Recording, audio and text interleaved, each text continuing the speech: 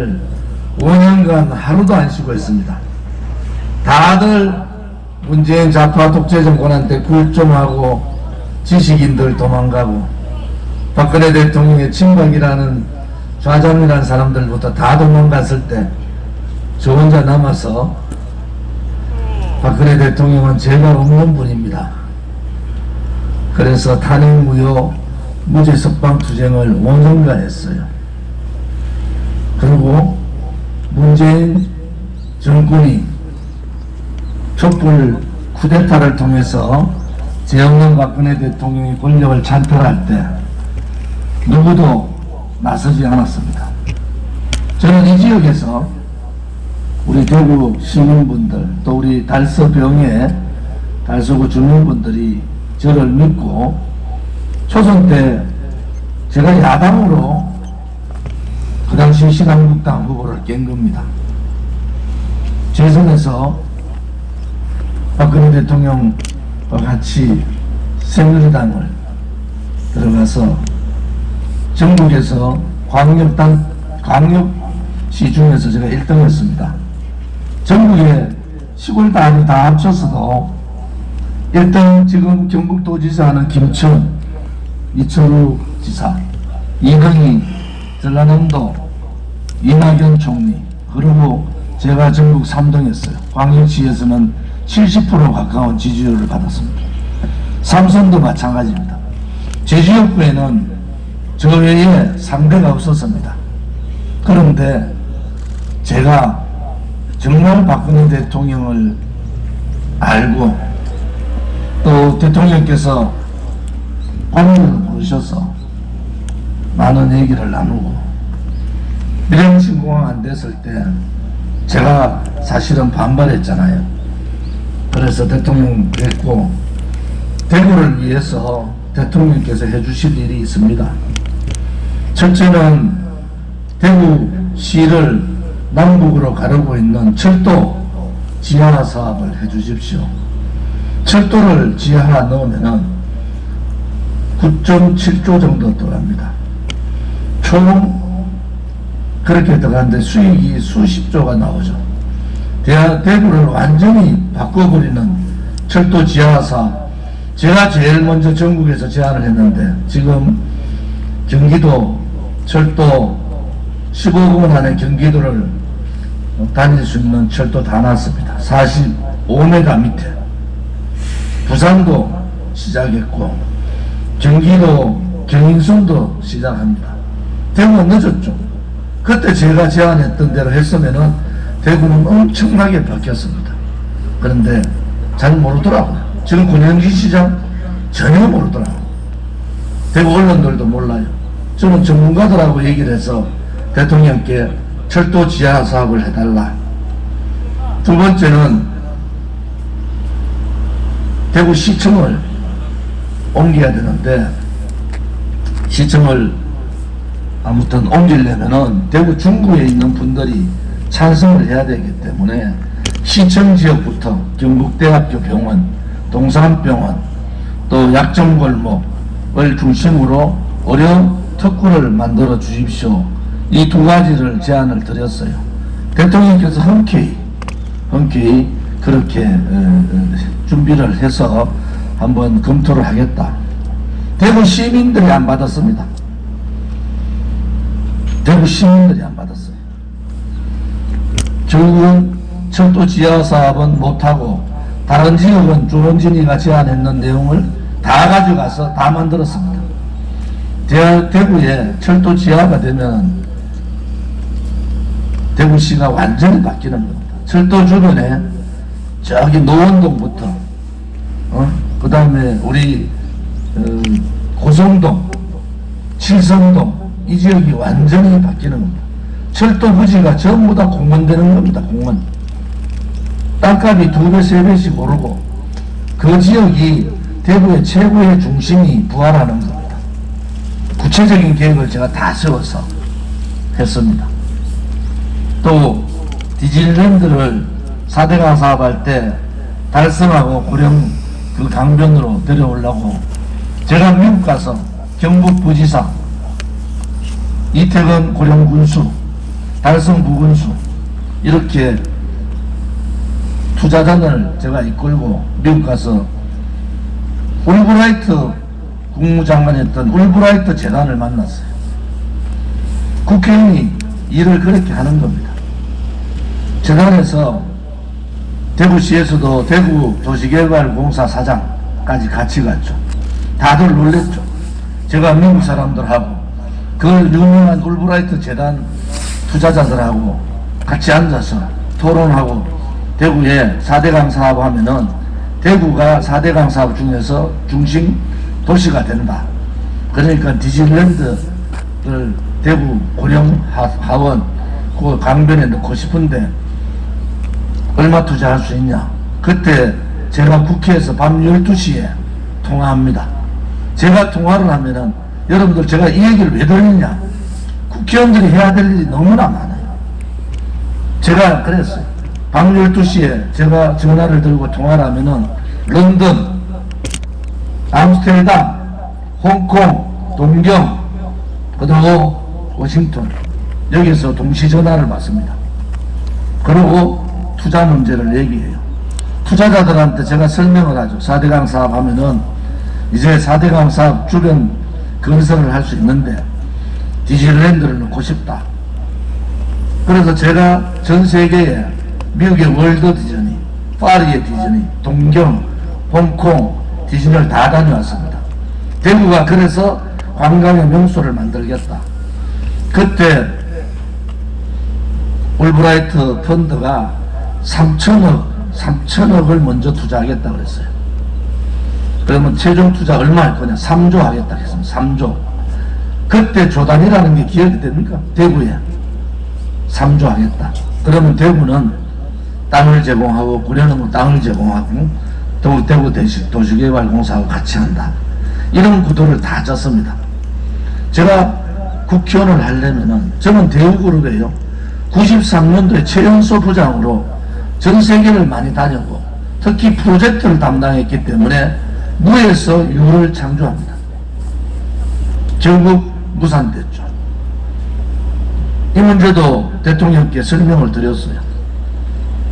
대구가 대기업 하나 없이 대구의 최고의 대기업은 대구은행입니다. 비참합니다. 저도 제가 국회의원 할 때요 수천억까지 왔습니다.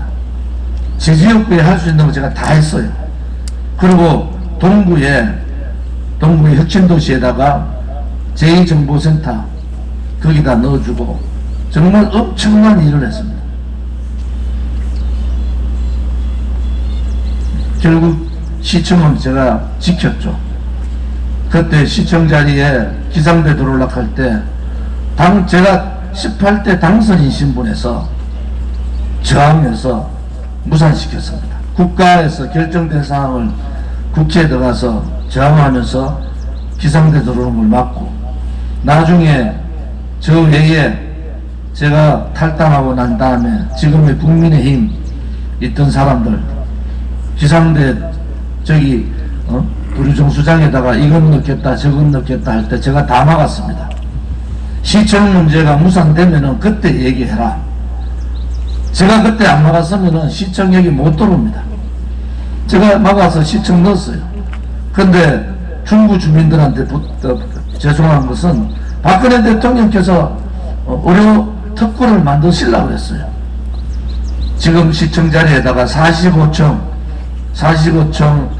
지어서 거기에 지금 코로나 같은 이 바이러스 연구 또 제약 완전히 대구를 의료 특구로 만들어서 대구의 먹거리를 만들어 주시겠다고 저하고 약속을 했고 또 제가 지금 달빛철도라는 대구 광주 철도를 제일 먼저 제안한 사람이에요. 처음에 제가 했을 때 무슨 말인지를 잘 모르더라고요. 왜? 사업을 안 해보고 프로젝트를 안 해보면 잘 모릅니다. 그렇게 많은 애정을 가졌던 대구입니다. 대구 사람들이 사람만 보고 따라가고 정당 보고 따라가면 망합니다. 대구 사람들 제일 중요한 게 뭔지 아세요? 대구를 속속들이 알고 대구 젊은이들한테 일자리 만들어주고 대기업을 유치하고 대구에 볼거리, 먹거리, 먹을거리를 만들어내는 겁니다. 제가 여기가 지금 우리 여기 못이 보이죠? 이 성당못이 요거의 1.2배 정도 됩니다. 요 성당못 크기가 롯데월드에 못하고 석촌호수하고 거의 비슷합니다. 지금은 반을 잘라가 죽여버렸습니다. 내려버렸는데 제가 이거 열잡을 했어요. 이걸 열어서 4대강 사업하면은 낙동강하고 그 다음에 금호강이 만나는 그 시점에서 배를 타고 지금 다 복개되어 있습니다. 그거 열면 됩니다.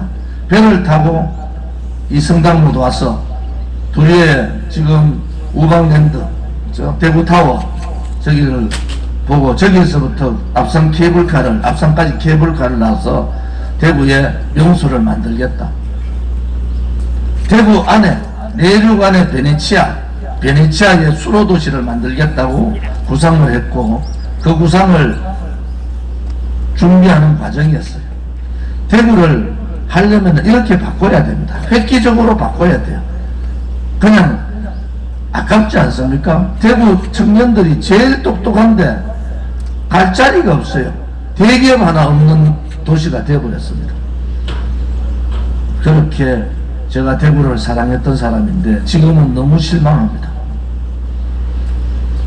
지금은 너무 실망해요. 저는 대구서 태어나서 대구서 자라고 대구서 공부했고 대구서 12년을 국회의원 한 사람이에요.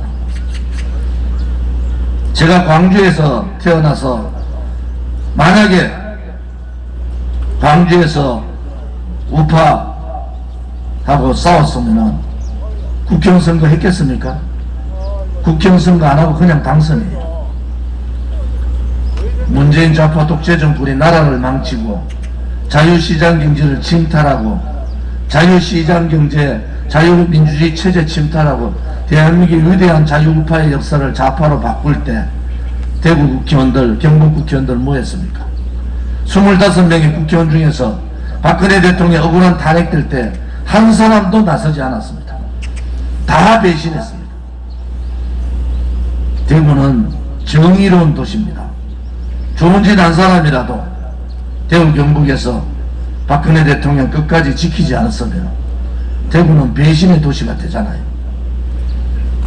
의리의 대구를, 경북을 저 한 사람이 자존심 지키고 있었습니다. 박근혜 대통령 여러분, 죄가 없습니다. 국정농단 아닙니다. 다 거짓말입니다. 좌파들, 소위 사회주의, 자생공산사회주의자들하고 권력을 잡아야 되겠다는 더불어민주당, 민노총, 왜 박근혜 대통령이 민노총을 무력화시켜버렸거든요. 정교조를 보배노조 만들어버렸습니다. 그 다음에 핵을 머리 이고는 살 수 없다고 김정은을 참수부대 만들어가지고 만약에 핵 폐기 안 하면은 김정은 드러내겠다 그렇게 선언했어요. 그들이 대통령을 뒤집어버린 겁니다. 촛불을 들고 언론 방송들이 조작했어. 그러고 난 다음에 김무성, 유승민과 같은 배신자들이 등 뒤에 칼을 꽂으면서 나라를, 정권을 그냥 문재인 좌파들한테 갖다 바쳤습니다. 국회의원 정도 하면은 이래 되면은 일어나서 저항을 해야 되잖아요. 국회의원이 저항을 안 하니까 국회의원이 뽑아놓은 단체장들, 시의원, 구의원, 군의원, 도의원들 저항하지 않지 않습니까? 그래서 나라가 이렇게 돼버린 거예요.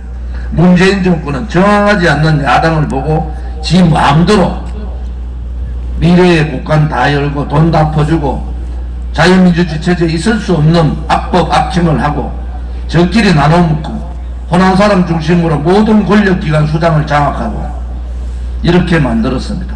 진급할 수 있는 자리에 대구 경북 사람들 다 제꼈습니다. 대구 경북 사람들 진급 못하게 그 자리를 다 빼버렸어요.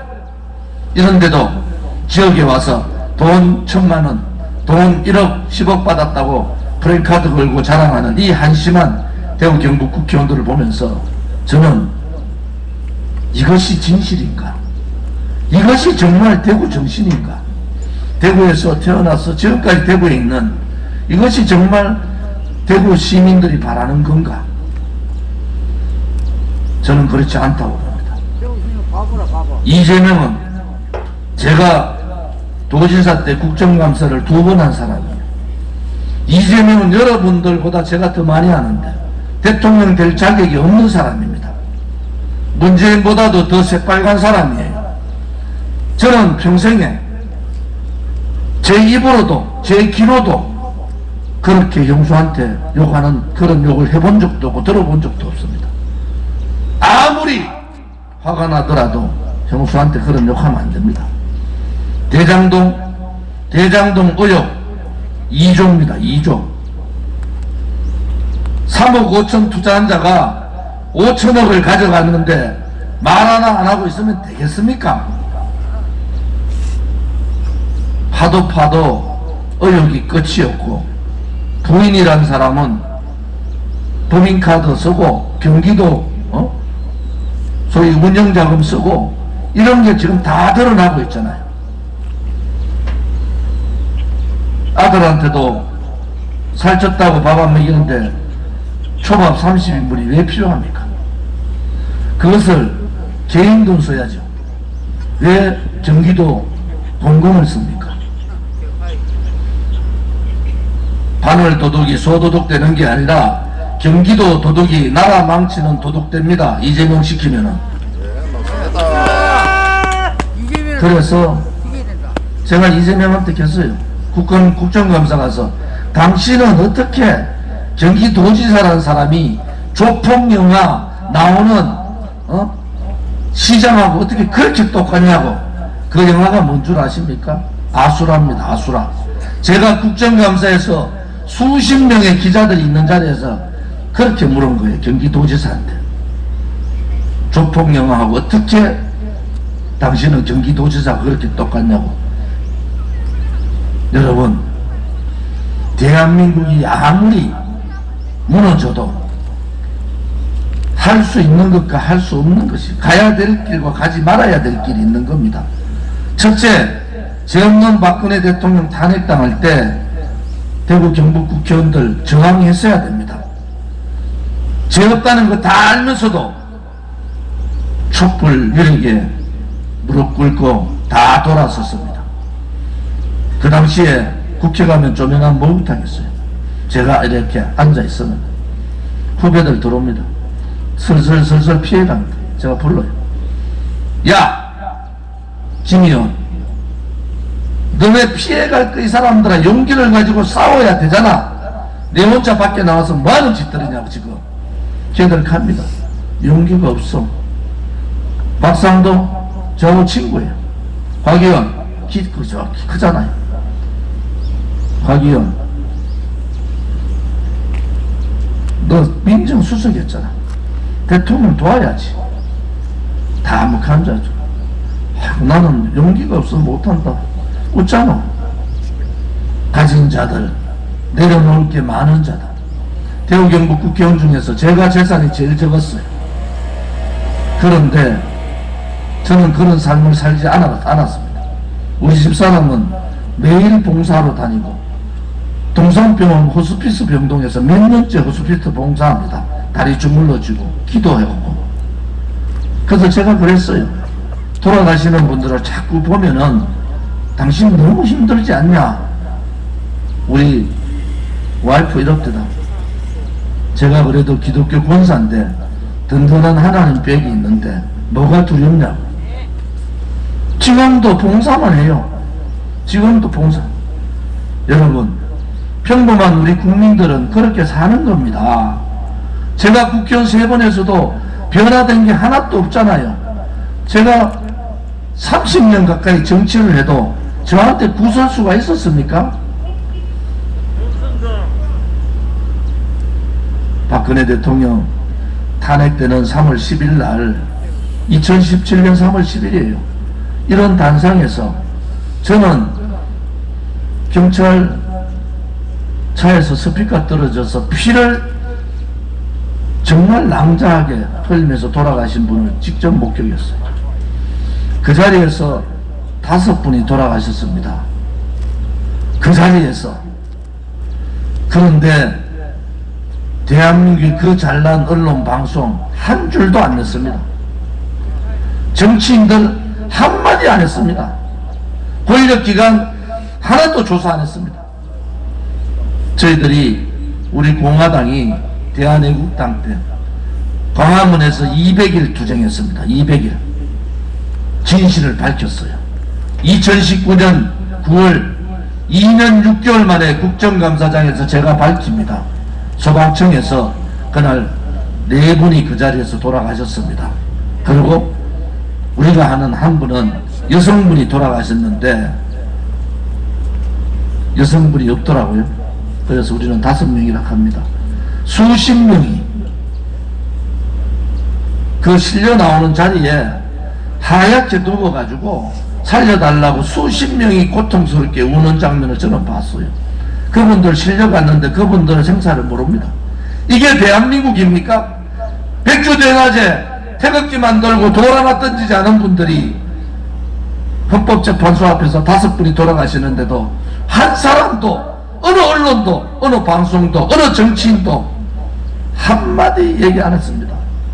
그때 저는 그랬어요. 야, 좌파들이 무서운 나라를 만들겠구나.